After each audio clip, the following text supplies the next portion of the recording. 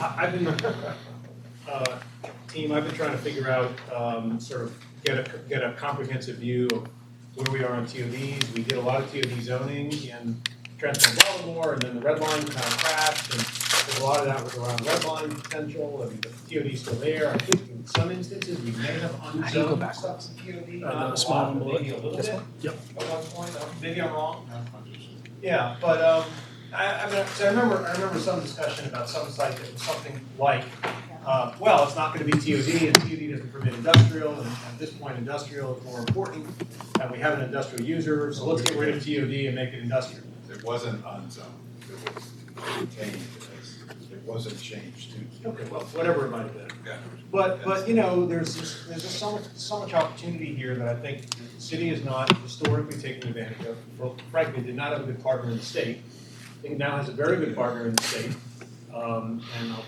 So I was on a Transit Choices call with Chris this morning, and he actually talked a little bit about TOD, and maybe there's more going on than I know, which is frankly the reason I wanted to do this.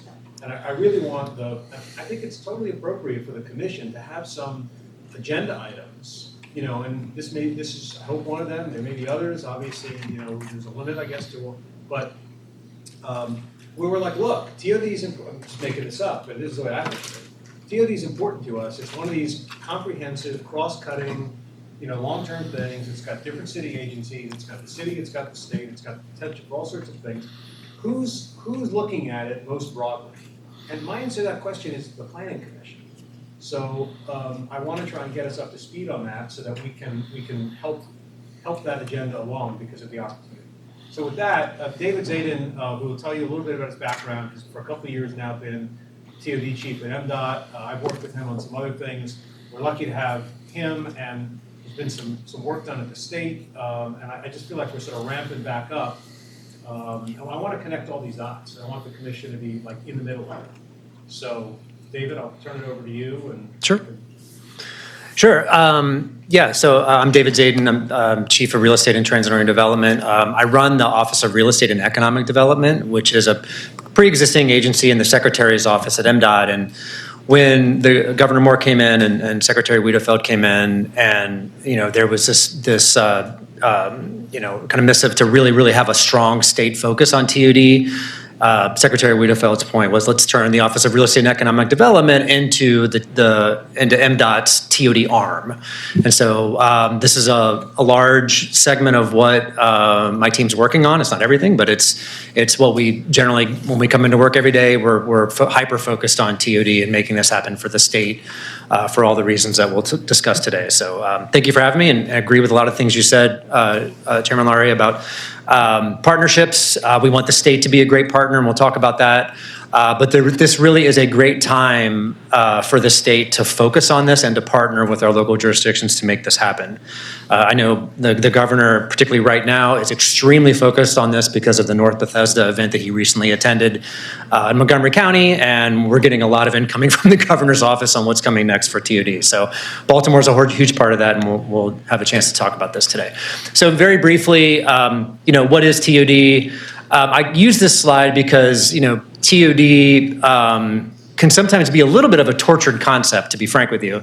You can have development, and then as soon as somebody calls it TOD, a whole different set of expectations get heaped on it. But to kind of put that into a certain context, at the site scale, we want to do good mixed-use development located adjacent to transit. That's really the starting point. And there's a whole set of benefits that comes from that in terms of generating ridership, helping improve economic development, but that's really the starting point. That requires investment and enabling infrastructure, which is something we'll talk about today. It requires partnership, and it does need good planning and is also subject to land use controls, but ultimately it is a market-driven activity. We can plan all day long, but if we don't have the ability to make the market work, to get good density and get good projects, it's not really going to go anywhere. So that's really a framework for how we're looking at it. More broadly, TOD is something that is needs to be part of a bigger construct. TOD oftentimes gets lumped into climate change goals, affordability, all these bigger issues, and it certainly is a part of that puzzle, but it really needs to be part of a broader city strategy, which I want to say, we were really excited when the Baltimore City Comp Plan recently got updated. I want to congratulate Director Ryer on that. It's very TOD focused. There's a lot of great opportunity in there, and I think that's just going to set the stage for achieving some of these things that we're going to be talking about. So from MDOT's perspective, what are our objectives? We want to increase ridership through meaningful density and connectivity. And I say meaningful density because, density can be relative, giving site constraints, given the type of transit that's serving in the site. But density is really something that we're trying to achieve. More importantly, and this is going to be a theme throughout this presentation, we want to maximize the return on the state's transportation investments. Baltimore City has great transit. It has very capital intensive transit in terms of the metro and light rail that we're about to invest a lot of money in. TOD is a return in that investment to be able to drive ridership and drive use and to connect residents to opportunities. And so that's a big part of our objectives. We want to support the development of transit-friendly communities. Obviously, TOD supports ridership to the main transit systems, but there are connecting transit systems that need to be accounted for. We want to think about micro-mobility, pedestrian and bicycle connections, that whole kind of area of broader transit we want to think about when we're doing this. I do want to mention that when Governor Moore released the 2024 state plan, TOD was identified as a key tool in advancing both housing and economic development goals. So it was mentioned in there by name to try to help address the state's housing affordability challenges, as well as its economic development challenges. So that's something that we talk about quite a bit. And to quote the governor himself, he's very bullish on TOD. That's his very emphatic statement that he makes quite a bit. To talk about TOD as a return on investment, we have capital-intensive transit systems that are not doing what they should be. They should be working harder for Baltimore and the state in terms of what they could be doing in connecting jobs and providing opportunity. You can see the numbers here in terms of operating budget, capital budget. That's for the light rail, MARC, and metro systems in the Baltimore region. When you have those numbers and then you hear that 85% of public transit users are riding the bus, that doesn't make a lot of economic sense. That's not a viable system. We need to have a more balanced transit system. Not that I have anything against the bus. I ride the bus myself, but we need to make sure that all these systems are being used to their full capacity, and TOD will help do that. From the Baltimore region, and this is a regional number, we see the opportunity for over 5,000 new housing units and over $1.2 billion in state and local tax revenue just by developing the state-owned sites themselves. That's not TOD writ large. And along the Penn line, which is one of our initiatives, we see we see the possibility of achieving 2,800 new housing units and over $785 million in state and local tax revenue. So the opportunity here is immense. Again, this is just for the state-owned land sites. When we talk about TOD writ large, these opportunity numbers are even bigger. And to that point, in looking at opportunities, the state owns over 300 acres of undeveloped land adjacent to transit. Development of public land adjacent to transit is a key program that every transit operator does in the country who's pursuing TOD. WMATA has the biggest development program in the country, and that development activity is called joint development. That is really a main driver for getting TOD development because the state, who's the owner of the land, can develop that and drive the development. And I think that's a really important differentiation to make. We have a huge opportunity. We're in the process of standing up our joint development program, but we really want to take advantage of these sites because there's a lot we can do to catalyze TOD in general. Challenges, I'm sure many of you know this, we've had statewide economic challenges. I used to have on this slide that Baltimore City was declining in population, but recently the city has now increased population, so I've changed this slide. But just looking statewide, there's been a lot of economic challenges that we've seen statewide that impacts the real estate market. When you have slow economic growth, when you have slow personal income growth, that translates into an impact to the real estate market, which is really going to be a driver here. There's also challenging real estate market fundamentals, as I'm sure many of you see in some of the projects that you see. Construction costs are high. The tariff trend now is really throwing more monkey wrenches into this in terms of getting anything other than wood versus concrete construction. So these are all things that we need to consider. And then to what Chairman Laria said at the beginning here, the state really does not have a track record of being a partner in this. I mentioned joint development. The state's only done 2 joint development projects over the last 20 years. Which is not a great record. We don't have a good track record in engaging the private sector and being a partner not only with the local jurisdictions but also with the private sector. And those are all the things that we need to bring together to make this happen. Just in terms of how we've been organized, as I mentioned, we're standing up a joint development program. We have a whole team focused on the development of those sites, which I'll talk about. But that's not the full story. There's other TOD opportunities out there that the state may not own, but we want to make sure that we're supportive. We're also, as a funder of WMATA, we want to make sure that their joint development portfolio is moving forward. So we're standing up a whole program related to policies and partnerships to make sure that we're trying to cover as much ground as possible in supporting TOD in the state. So I'm going to talk a little bit. We have a lot of work happening. I'm going to highlight some of this work we've done, and then I'm going to kind of zero in on a specific one more related to Baltimore City, but I kind of want to give the picture of some of the things we've been working on. Last year we released the Penline TOD strategy. This was one of the RFPs that we put out when we first got started to look at the MARC Penline, which is the connecting commuter rail from DC to Baltimore, 2 major economic centers. There's also plans to have run-through service eventually into Delaware and Virginia, which will just create even more opportunity and value. If you think about if somebody lives in West Baltimore, it can get to Virginia, or somebody who lives in Arlington and wants to go up to Johns Hopkins. That's a big opportunity. We wanted to take advantage of that. So we released the Penline TOD strategy last year. Odenton and Bowie State are our prime joint development solicitations, and those are advancing. We see a tremendous amount of benefit. West Baltimore was included in the overall analysis here. I think the challenge at West Baltimore is you have a lot of various infrastructure investments that are still in the works. Obviously, the Red Line, which is still moving forward.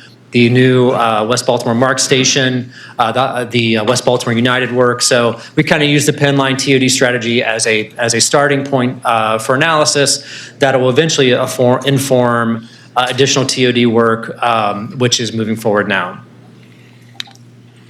One of the other things that we really tackled was our efforts at Reisterstown Plaza. There was a development solicitation put out for a development partner in the previous administration for that site. When we came on, we said, how do we want to do this? How do we want to make sure the plan at the time was not very strong? There was a lot of townhomes. There wasn't a good organization behind it. And so we felt we had a very well-meaning partner in Wabash Development, who's the development partner there. And we said, let's work with them to make this better and really make this a really big TOD statement. The zoning there is great in terms of high-rise development opportunity. So we joined with Wabash, our development partner, as well as the city, both the Office of Planning and DOT, to really start thinking about what this can be. And we issued the vision plan last year. We think we can get almost 900 housing units there, a good amount of retail, new public open space and connections. We really want to see Wabash as a road redesigned to be more multimodal and support that connection from the station to the development. That's really key. We want to kind of grow the development site towards the transit. So we issued this vision plan. UDAP approved this last year, and we're in the course of negotiating the master development agreement with Wabash now. Is there any sort of time frame for that we can help us understand? We're hoping to have the master development agreement signed by fall, and actually have that benchmark in the deck here, which would then lead to hopefully a groundbreaking next year. That's something we've been talking about. The governor is very interested in having groundbreakings. I think next year what we hope to see is this in Odenton breaking ground. We've got some ways to go. There's some economic challenges here, but I think we feel pretty good about making that happen. I want to come back to it, but keep going. Yep. Yes, sir. Oh, sorry. Well, okay, I'm done speaking now. And please flag me if I'm taking too long. No. Okay. You've got until 1 o'clock, so we're recording, so. You don't have questions. totally. You don't have totally till 1 o'clock, Okay. but you All right. got some time. I could talk about this for hours, I so know. I want to make sure I'm respecting your agenda. So from a partnership support, we want to make sure that we're there beyond just the joint development sites to make sure we're supporting TOD kind of statewide. So one of the tools that we've really taken to codify that partnership support is the state TOD designation. There was legislation passed in 2023, affectionately known as House Bill 12, which kind of redefined the TOD designation and moved the approval for that to the Smart Growth Subcabinet, and then also created the TOD Capital Grant Fund, which is a $5 million fund to help support projects that are going to advance TOD for state TOD designated sites. So this put money behind those designations, and so that obviously has made it a much more valuable tool. But we want this to be something that we want, for a local jurisdiction that really has some intention of doing TOD to come to the state and say, hey, we've got our act together, how can we help? Or how can you come and help us? And so I'll talk a little bit more about that in the next slide.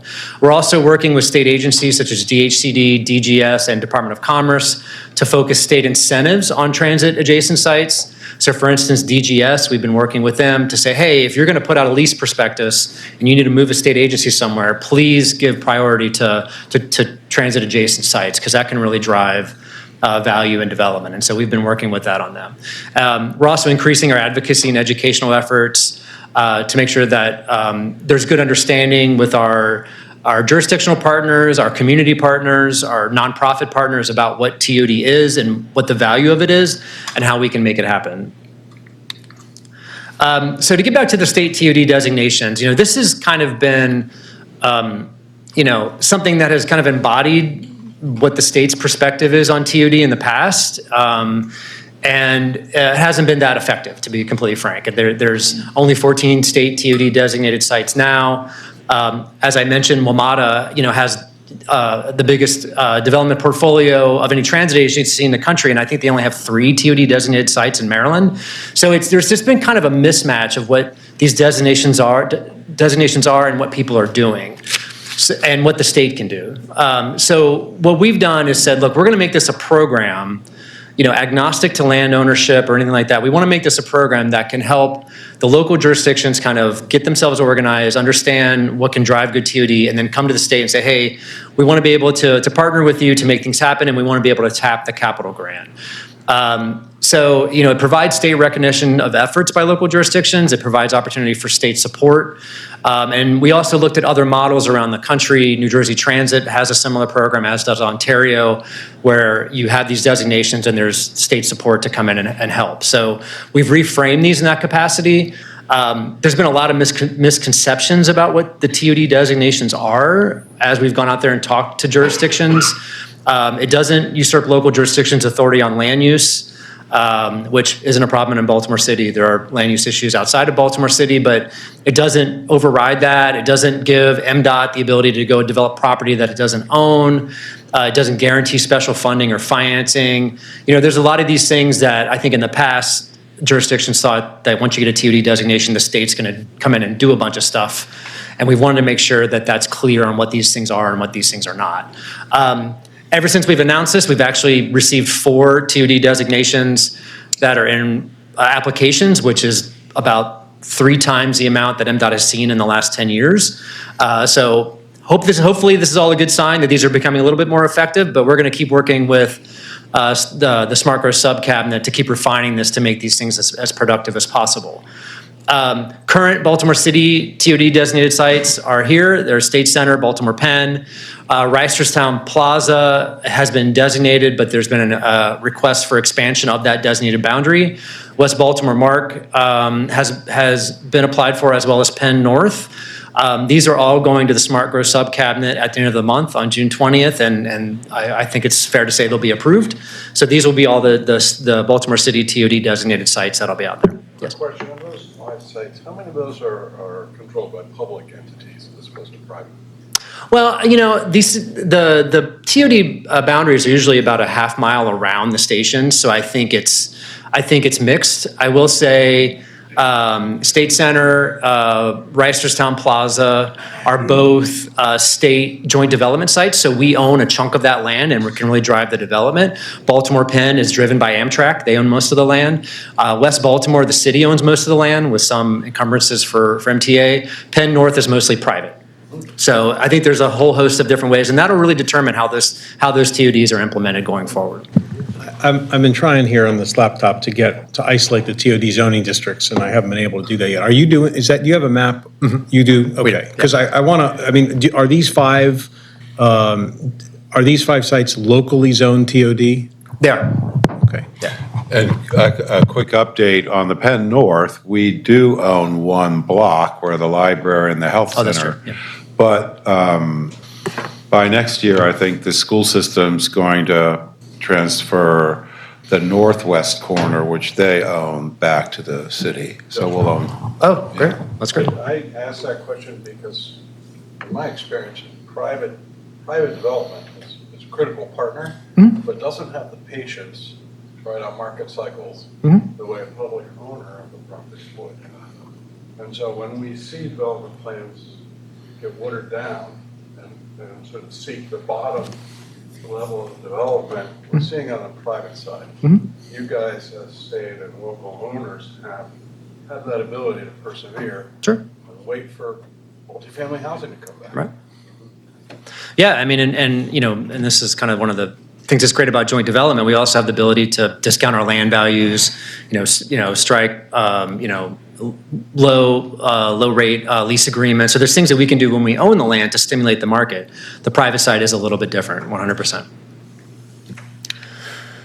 One other thing I want to mention, DHCD is a very strong partner with us. Secretary Day is very enthusiastic about TOD, and we work very closely with them. We struck an MOU with them last year that kind of codified how we're going to work together. And one of the biggest, I think, impact from those provisions is that DHCD is going to prioritize their funding programs for transit-adjacent sites. They've kind of created a tier program in their QAP for how you can get additional bonus points for being transit adjacent, for being located in a TOD designated area, and even getting additional bonus points if you're doing a joint development project with MDOT. So we're really grateful for their partnership. We continue to, we meet with them monthly to go over the things that we need from them and things how we can all work together. But I think this will help overcome some of the issues that we were just discussing in terms of the market and helping stimulate some of this. And we're looking to move that forward. So some of our ongoing efforts, we have a lot going on, but we just completed our first set of joint development policies. And if you're going to do joint development, you need to have a set of policies that kind of frame out how MDOT pursues partnerships with the private sector, how we work with the private sector. MDOT historically has not had that. Most agencies that do this type of development have that. We just finished that document that will be going up on the website as we get that together. It's a policy document, not the most sexy thing in the world, but something that's really important to drive our partnerships. We're going to continue growth of our joint development portfolio. We have some of the Bowie State Universities going to be going forward. Rogers Avenue, we've been studying. We're hoping to put that out for solicitation towards the end of the year. State Center, we are in conversations with DGS and the city about how we can move that forward and build on the good work that the city did last year in their vision planning. The governors convened a kind of a work group of state and local agencies to help drive that. There's a lot of big issues there, but we're in the course of working with DGS as well as Medco and the city to figure out the best path forward there. With a light rail and a metro station right there, we really want that to be a cornerstone TOD for the city. And then we're also looking at Cromwell, which is the in-rail station on the light rail. That'll be something we'll be looking at. So we're going to continue building out this portfolio. We're continuing our partnership with WMATA for the Maryland State joint developments. They have over 26 stations in the state that they're pursuing joint development at. We want to support them and then continue our advocacy and educational efforts. I do want to turn a little bit to the core service area work that we're moving into, because I think this is a little bit more specific to Baltimore. So we started an initiative early this year to really kind of look specifically at our core service area, and that is the light rail and metro service area and the bus MTA bus core service area through Baltimore County, Baltimore City, and Anne Arundel County. It's very apparent to us that this needs to be a specific focus of ours for TOD, because we're going to be, thanks to the governor's budget and thanks to the advocacy that's been happening there, we're going to be investing quite heavily into the transit systems for this region. The new Metro subway cars, which are about $500 million, will be coming online. The existing MTA light rail is going to be kind of refurbished with new cars that are going to necessitate the reconstruction of the light rail stations. That's about $2 billion of investment. There's investment going into the Frederick Douglass Tunnel to expand capacity. So we want to, as I said earlier, we want to make sure that we're getting the return on investment for these transit services and really bring a specific focus to this area, because this is really where that investment's happening and where all the opportunity is. So we've kind of convened a big working group of all three jurisdictions to talk about how we're going to pursue opportunities and address the challenges here. We've done a lot of analysis, which I'll share, but this is something that the conversation that we're going to be continuing and hoping having the output of this in the fall. So to show some maps here in terms of zoning, this is looking at the state-owned sites that can be developed for TOD under joint development. You'll see the red is non-compliant TOD zoning, green is TOD supportive, and then orange is kind of even better. It allows for high-rise development. All but two in Baltimore City are zoned for TOD, and most of the outlying sites in Baltimore County and Anne Arundel County are not. So I don't think, from this analysis that zoning is necessarily the big issue in Baltimore City, and that's more of a broader issue that we're working on with Anne Arundel and Baltimore County. I will say, of all of the stations, all of the WMATA Maryland stations, all but 2 of those 26 are zoned for TOD. And then you look at this and you say, well, God, we've got a lot of red here. And I think that reflects a return on investment, right? We want to make sure that, that we're getting the same return on investment from MTA as we are from WMATA. And these are some of the things that we need to address. David, it's nice to look at this map sitting in the Planning Commission, because I don't have to worry at the moment about stuff outside the city. But there are 2 big red dots in the city, right? Mm-hmm. So, I mean, I asked earlier if the 5 that you had up there were zoned, and you said they were. Yeah. But those 2 are not up there, and I guess I'm trying to remember, like, is there an opportunity around them? I mean, Yeah. So should we be looking at city-initiated rezoning around those sites? I mean, it's just a question for Chris and our staff as well. Yeah. So these are. I'm going to go to the next slide, which will be the station area zonings. This is just for the state-owned land sites. So the 2 here are these are where the state could develop land for TOD. The 2 here are Micah and North Ave. Right. I think in the comp plan they are designated for TOD, but they're currently zoned industrial. So my perspective would be, it'd be great if you could rezone these, and then we could start looking at them for joint development. Is Eric, I don't want to impose on Eric necessarily, but is someone, I mean, I can do it as well, but is someone going to sort of keep a little running potential to-do list, not at a? I'll do that. Okay. I'm the secretary. Mr. Secretary. So the point 1 would be evaluating, and we'll come back to this in a minute, but just sort of compatibility of city zoning with potential TOD development. Okay. Yeah, well, and we're looking at this just to because it can get confusing, I'm sure, but to look at it, we're looking at it in 2 different layers. One is the joint development opportunity, where MDOT can go out, get a development partner, work with the city or county, and put it out for development. So that's basically what this is, right? So because we want to know what those opportunities are and what needs to happen to effectuate that. And here's the opportunity from that in terms of general numbers. We see this as a big economic opportunity for the city and for the region. But to go a little bit deeper, we wanted to understand and inform our partners, like, well, yeah, there are sites that the state can develop, but let's think about this holistically. So we've done a general analysis of station areas. So this is basically land use and zoning and a half mile around all the stations. We've really done a lot of analysis here, because I think this will help drive where we want to go. And in general, Baltimore City it has done a great job in making sure these areas are zoned. The predominant opportunities in terms of zoning and station areas is in the core, downtown. But you see some other areas here that in general the areas around these stations are zoned for TOD. Just square that with the red. Could you just square that with the red dots on the prior slide for North Avenue, Mount Royal? I'm just again. Yeah. So again, this gets wonky. Those are for the state-owned State-owned sites. sites. Yeah, but this is looking a little bit broader. So what I would say for North Ave is the state-owned site is zoned industrial, but somewhere in that area, there are some TOD-related zoning. So I think what I would say is for the planning commission is to look at the state-owned site, how to, and what that industrial zoning is and get that updated, and then that would make that whole bubble green.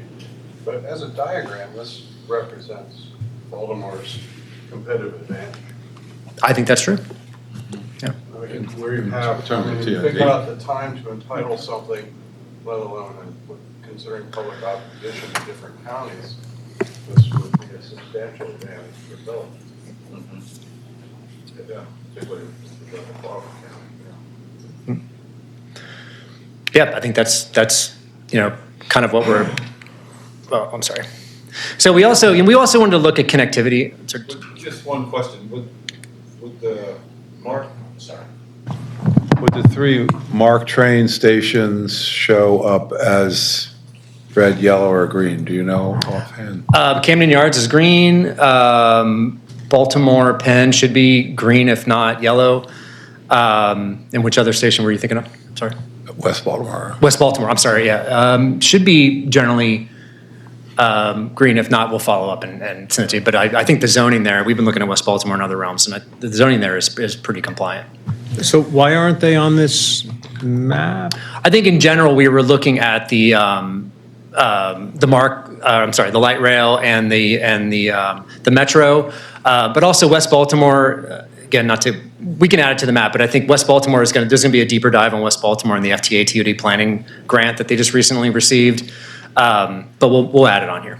Okay, thanks. Yep.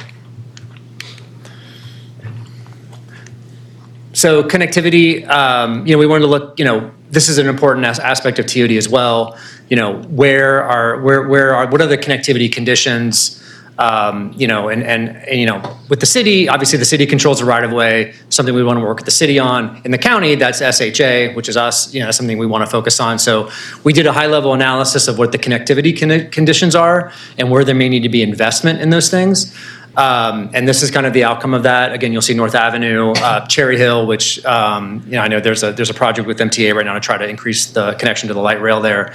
There's some topography challenges at that site. But you can kind of get a sense that, in general, Baltimore City is decently connected in terms of these things. But we wanted to use this as a bigger conversation about how we drive that investment. Okay. So what does all this tell us? So for Baltimore City, zoning is generally supportive. What the challenge in Baltimore City is the markets. In order to do and develop the sites that we own, we're going to need almost $60 million in transit infrastructure costs. There's also going to be very, very, very big, I would say big, but very fundamental market gaps. We're actually talking about this with Reisterstown. And that's really where the challenge is with Baltimore City is how do we leverage the opportunity here to fund these projects? And with any joint development project, and North Bethesda recently is a great example of it, there are funding sources from all over the place. It's not just the state, it's not just the feds, it's a combination of local, state funding, and I would love to say federal funding in this environment. That might not be there. But these are the things that we really need to work on in terms of covering the gaps to make sure these projects can get off ground. Can you break down the 57.5? I don't know what you mean by transit infrastructure specifically. So in order to develop projects like Reisterstown, we need to provide replacement parking. I hate parking, I'll be completely honest with you guys, but it is a necessary evil in a lot of cases. We work with MTA quite closely to make sure that their parking requirements are rationalized. In a lot of cases, we need to realign bus infrastructure, move things around to make sure that the transit's in the right place and make sure the development works. From our high-level analysis, and I do have this broken down by station, and I'm happy to share it with you, we see almost $60 million in those needs just to set up the site for development. Could you follow up with that detail? Sure. Breaking out the 57.5? Sure. Thank you. I thought it might have been too much, but I'm happy to do that. Because that's 57. Mike, your mic, Doug, I'm sorry. $57.5 million over 7 projects. So it's less than $8 million a Yeah. project. When in the context of a significant project, that's not much money. Yeah, we'll keep going here, but I don't want to become like enamored of or like why a particular thing. But on the other hand, I want to make sure that we're doing everything we can reasonably be doing. We're not going to it might be exciting to rezone something that's not TOD TOD, but if it has no hope of being developed Right. because of, we're not looking at things in 3 dimensions here, Right. then it's not really anything to be excited about. So I don't want to go through a checklist of things that don't have a purpose. Right. And I don't know exactly, like, if you spent, I'll just make it up, 1/7 of 57.5 on a project, if that doesn't unlock something, then it Yep. doesn't do much. On the other hand, if it does unlock something, as Doug says, it's not very much money to be the key to that lock, Yep, right? yep. So that's why I'm trying to dig down a little bit more. 100%. No, I'm happy to share with you. A lot of that investment is along the metro. I mean, that's where we have these stations with huge parking lots. And I think, from the type of service that metro provides, we can really squeeze and rationalize the parking requirements there and the other requirements. There's a couple other places like Mondawmin where you have a bus transit facility where if we were going to invest in development there along with the retail, we'd have to realign that bus a little bit. So it's high-level estimates. I'm glad to hear that number isn't startling to you guys. I agree. I think this is something we should be able to achieve. But again, that's just the transit infrastructure costs. There's also the market challenges as well, which are a little bit hard to quantify. But Just a quick question. Can you go back to the markets are most challenging and will need investment? The Odenton completed project, was just wondering what that capital stack looked like. we haven't completed a project there. Okay. We have that out for bid. We're going to have a development team on there. But that project is in a great position because the county paid for the garage that's going to get built there. They actually they engaged a TIF on that site almost 10 years ago, and they are building a $56 million parking facility to cover the parking requirements, which frees up the rest of the site for development.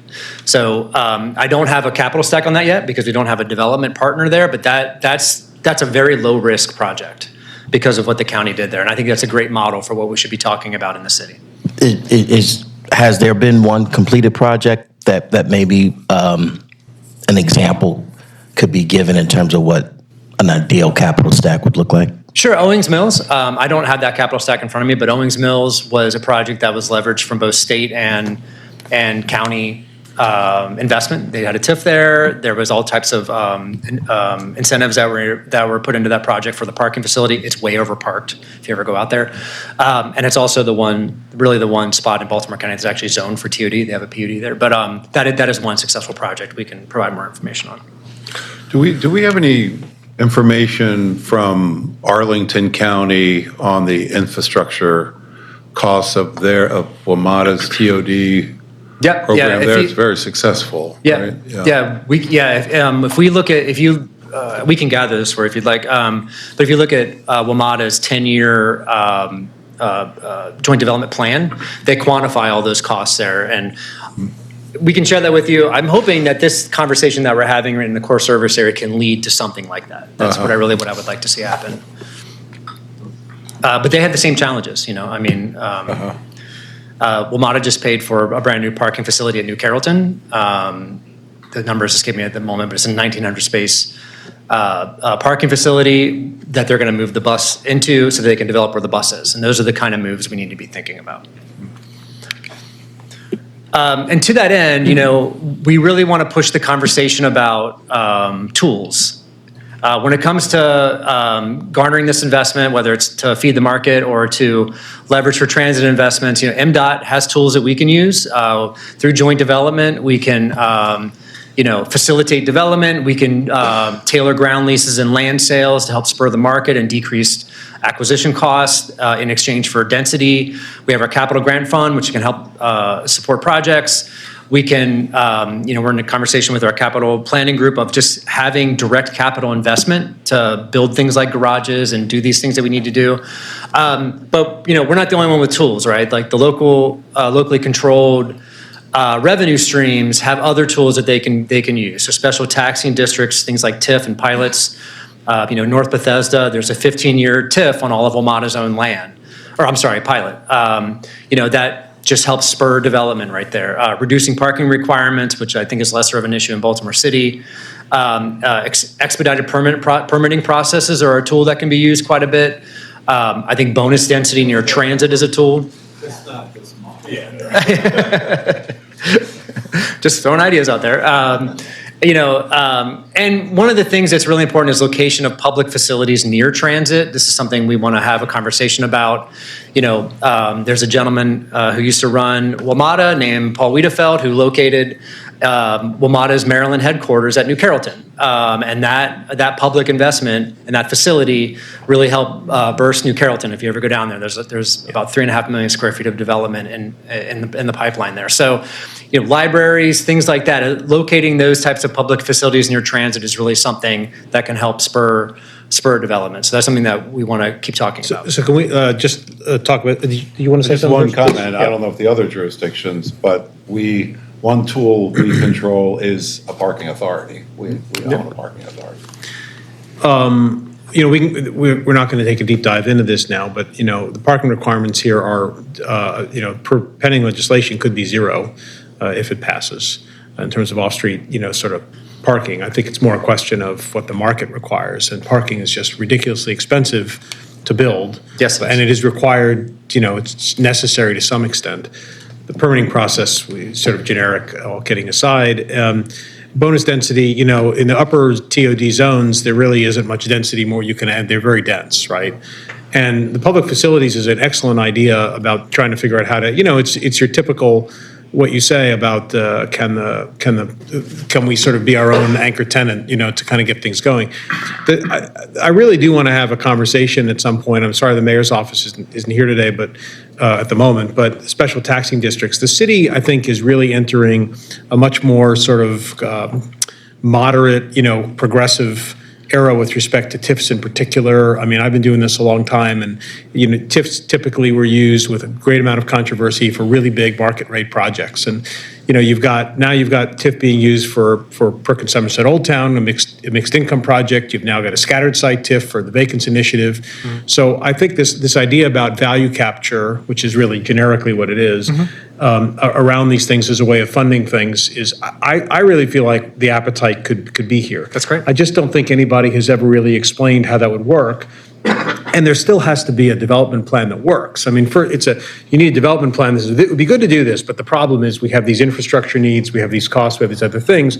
Now, can we solve it, as Commissioner Horn asked, with a financing stack that might include, some sort of value capture TIF district? Mm-hmm. I think we could easily get there but we need a, it can't be done in the abstract, right? We need Totally. some sort of a actual. Yeah.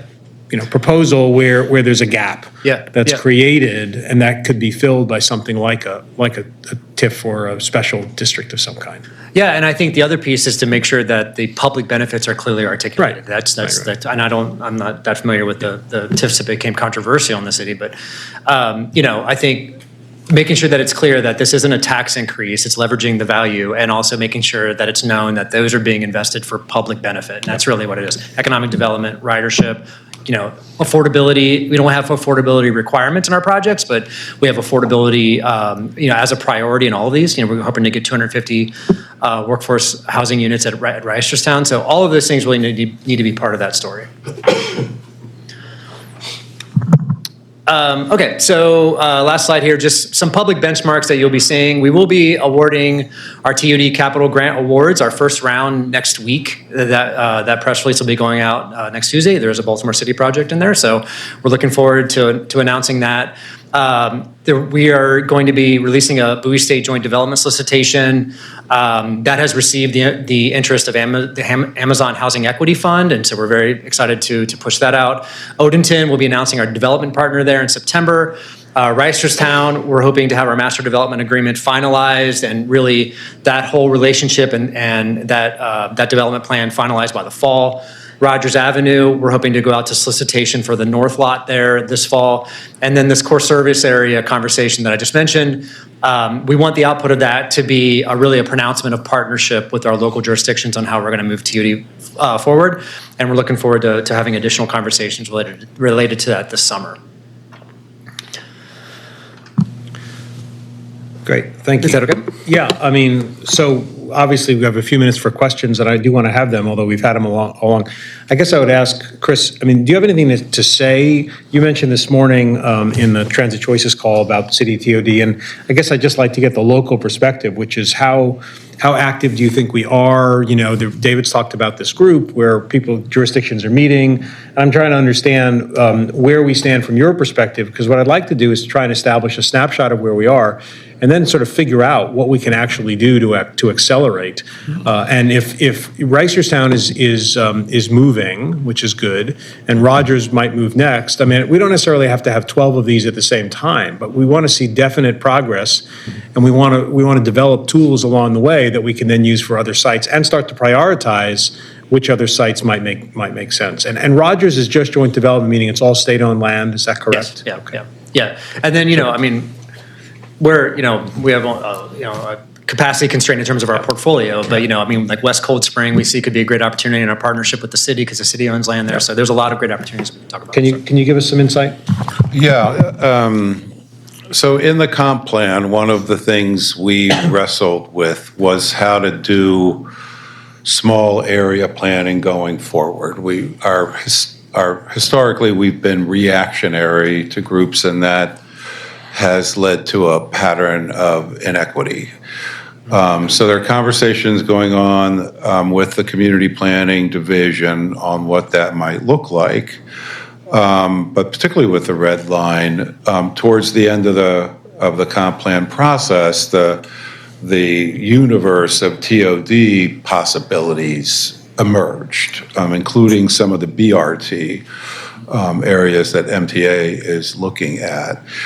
So working with David and our DOT, essentially this is sort of a priority matrix that we're putting together because there are a lot of stations.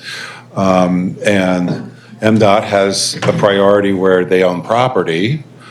BDOT has a priority where there are safety issues, and we have a priority where there are land use issues. So kind of putting all that together as a map forward could set a priority list. I want to come back to that, but commissioners, questions of David or Chris to leave? I just got a couple questions. How large is your revolving loan fund? $5 million. So it's $5 million. Yeah, I mean, it's capital grant and revolving loan. I think the intent is to have it grow to be significant where it actually can do gap financing, but the initial seed money is $5 million. Okay. And then as you kind of look to build out your joint development sort of partnership, I saw you one of your tools is the seed grant anchor institution. I was wondering, are there any opportunities particularly for anchor institutions in Baltimore? We're talking to Commerce about that. None spring to mind at the moment, but we're hoping that comes up in the future. We haven't like completely completed that conversation with Commerce yet. There's the North Avenue station would be a seed eligible station. Okay. And so, If you- sorry, the North Avenue light rail is adjacent to a seed organization, MICA. That would be an eligible site. That's great. Okay. Well, there immediate questions? Yeah, please. Thank you, David. It's great to see how much progress the state is making and how much support there is for the TOD. TOD, at least in Baltimore, allows a variety of densities, and I think we find people have different ideas of what that could or should look like. You mentioned that you mentioned a few things. One, on one of your slides, it said that ultimately the TOD is market-driven. We can facilitate as much as we like, but the market has to be there. And you also mentioned that the previous Reisterstown Plaza plan was less than ideal, had a lot of townhouses, looked like the renderings that you had up there showed higher density. And so my question is, across the state, what is the demand that you see for density? What do you think is the right mix as we're considering the TOD sites within the city limits? Yeah. It's a tough thing to really set standards on because there's so many factors that go into it. I think the biggest driver of that right now is wood versus concrete construction. Wood, gets you, I think, 6-7 stories. The economics of going to concrete beyond that is extremely difficult with the markets that we have. So my perspective is I think that's a general starting point for the type of max density we're going to see is that level. As a matter of fact, if you go down to New Carrollton, you'll see there's a pretty sizable building, residential building called the Margot that just opened, and it is super linear. It's a ton of units. I think it's almost 700 units total in that building, but it's linear because they did it all wood. They couldn't go high, and I think those are the kinds of situations we're going to be seeing with that constraint in terms of cost. So, And I think that's valid, and that sort of gets to, as you mentioned, the higher end of the density that we'll likely see. right. When you look at the lower end, and because you also mentioned the huge capital investment that the transit to support these TODs requires, and that's obviously a long-term commitment. And we get into market conversations like there's what the market can support right now versus what we hope the market may support in the future. And it's tough to develop on those kinds of projections, but at the same time, when you're making those kind of capital investments, you sort of have to. And so what I'm getting at is, to what extent, why did you feel the lower density development at Reisterstown wasn't a good fit? And to what extent should we be coordinating these investments to create the kind of density that is needed to support the transit investments, whether or not the current market supports it? Look, that's a challenging question because, again, there's so many constraints there. I will offer a couple of pieces. One is the original Reisterstown plan, I think, was about 400 units, mostly townhomes. I think if not all townhomes. That's a 26-acre site. If you calculate it out by units per acre, that's not very dense. What we're going for now, we've doubled that in the vision plan, and we're now well over 30 units per acre. If you look at some of the FTA guidelines to what they would invest in, that's economically feasible, will generate an economic return. It's 25 units and above per acre, so that could be one standard if you want to look at it that way.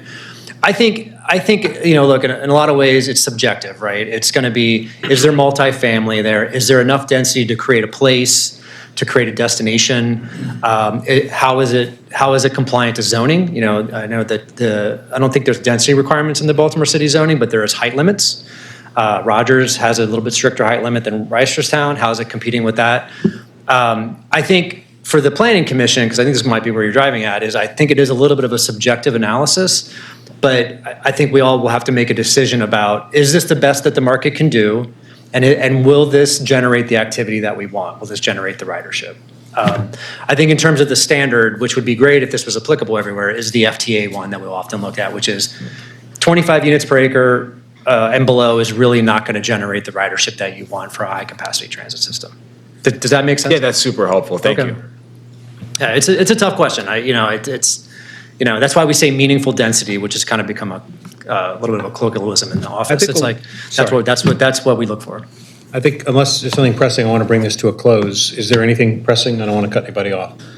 So thank you. This is really helpful. And, so thank yous to you and to our staff and to the commission. This is sort of the high quality briefing. I want to use this time. We have lots of different things we can do in this time, and we could talk about it forever. And I know people's time is limited, but hopefully this kind of discussion is helpful. As I've said, if commissioners have similar interests and want to propose briefing sessions on substantive areas, the door is open. Just let me know, and we'll try and work them into some sort of schedule. But following up on this in particular, I would ask the director and the staff to think about what is the right next step for us. I mean, ideally, I would like to spend time in a future briefing session or otherwise with the department, our own staff advising us. You heard David on June the 5th. Here's what it looks like from our perspective. We've heard a little of that today, but really trying to understand sites and opportunities and barriers and so on. because I know it really needs to be a partnership of the state and the local governments and of course the private sector. So we've heard mostly the state perspective today, which is what I wanted. And you guys are really driving it along, and you're doing a great job. So does that make sense, Chris? I mean, just what can we do so that this just doesn't become like, that was an interesting briefing, because that's not what I have in mind. Sure, yeah. I think perhaps, some progress on this prioritization might be the place to start. I know we have a lot of interest downtown, or Project Rise called for looking at the various options downtown. So I think that's probably next in line for us, but trying to branch out, work with DOT and MDOT to come up with the next list of priorities might be a good place to start. I think it's a good place, and let me, as you're saying it, I'm thinking, perhaps, and we can talk about it separately, but perhaps what we ought to do is work on developing that and have the commission adopt sort of a TO. It doesn't have to be a giant planning document, but just a clear statement based upon staff of what the commission views as priorities, so that it's a more, sort of more multiplier sort of public statement. You have the department, but then you'd also have the planning commission saying, this is how we view TOD, a little bit of a, kind of a short, white paper, and then a prioritization, so that it becomes adopted by us, because I think that would be helpful in driving this forward and sending a signal to the state and to other private parties that there's an agenda here that we're trying to pursue. Yeah, if you don't mind me adding to that, I mean, this is kind of what we want to see the output of the core service area work is. Right. We're being a little general about it because we've got two other jurisdictions that have somewhat different perspectives. But we want the output of that to be a public statement saying, here's the opportunities we see in the Baltimore region, and here's how we're going to work together to achieve it. So it's great to hear about the prioritization efforts, and if there's a way that we can involve the planning commission and be able to make that statement, I think it'd be a great opportunity. Okay, thanks. Anything else? Nope. Okay. David, thank you very much. Thank you.